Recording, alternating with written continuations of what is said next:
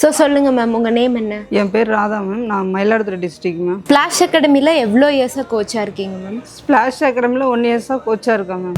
பொதுவாக இப்போ ஸ்விம்மிங் பூலுக்கு வரவங்க எல்லாருமே அவங்க ஸ்கின் டேன் ஆயிரும் அப்படின்ற ஒரு ரீசனுக்காகவே வர தயங்குறாங்க. அந்த மாதிரி பீப்புள்ஸ்க்கு நீங்கள் என்ன மேம் சொல்ல விரும்புறீங்க?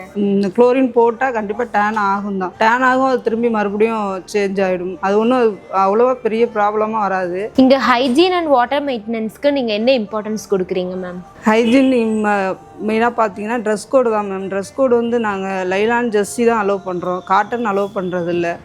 சப்போஸ் இவங்க கஸ்டமர் வந்து எங்களுக்கு தெரியாமல் காட்டன் போட்டு அலோவ் பண்ணி இறங்கிட்டாங்க அப்படின்னா நாங்கள் வந்து வாஷ் பண்ணிவிட்டு ரிமூவ் பண்ண சொல்லிவிடுவோம். இப்போ கேர்ள்ஸ் வந்து கம்பல்சரி கேப் போட்டே ஆகணும் மேம். ஹேர் ஃபால் ஆகும், அவங்களுக்கும் ஹேர் ஃபால் ஆகும். இன்னொன்று ப்ளஸ் கஸ்டமர் குளிச்சுட்டு இருக்கும்போது அவங்க நோஸு மவுத் வழியாக உள்ளே போகிறதுக்குலாம் சான்சஸ் இருக்குது. ஒரு கோச்சாக உங்களோட பிக்கஸ்ட் சாட்டிஸ்ஃபேக்ஷன் என்ன மேம்? என்னோட சாட்டிஸ்ஃபைடு வந்து நான் ஸ்டூடெண்ட்டு ஸ்விம்மிங் கற்றுக்க முடியாது, பயமாக இருக்குது, என்னால் அது முடியாது அப்படின்னு நினைக்கிறவங்கள நல்லா பெஸ்ட்டு சும்மாராக அவங்க ஸ்விம்மிங் பண்ணிட்டு போகிறத பார்க்குறது தான் மேம் என்னோட சாட்டிஸ்ஃபைடு.